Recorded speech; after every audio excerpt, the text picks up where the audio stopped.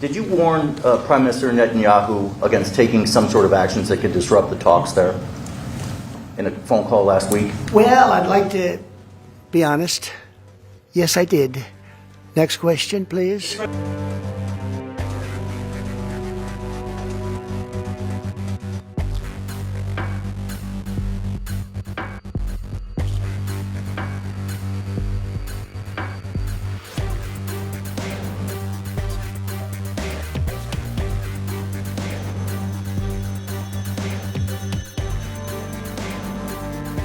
Back on Iran, did you warn Prime Minister Netanyahu against taking some sort of actions that could disrupt the talks there in a phone call last week? Well, I'd like to be honest.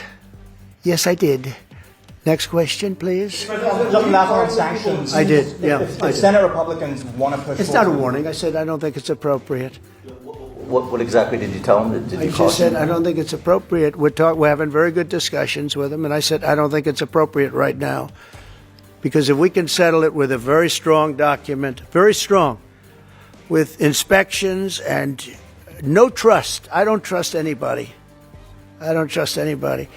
So no trust. I want it very strong where we can go in with inspectors. We can take whatever we want. We can blow up whatever we want, but nobody getting killed. We can blow up a lab, but nobody's going to be in the lab, as opposed to everybody being in the lab and blowing it up, right? Two ways of doing it. Yeah, I told him this would be inappropriate to do right now because we're very close to a solution. Now, that could change at any moment. Could change with a phone call. But right now, I think they want to make a deal, and if we can make a deal, save a lot of lives. When do you think a deal could happen on Iran? On which? A deal with Iran could happen. When do you I don't know. I think over the next couple of weeks if it happens.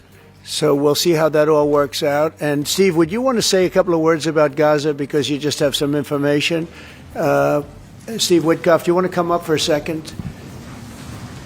You might give them a little bit of information as to what's happening with Gaza and also Israel. We're having some very good talks with Iran. We'll find out whether that means anything, but we're having good talks. Congratulations. Well, hi everybody. I think that we are on the precipice of sending out a new term sheet that hopefully will be delivered later on today.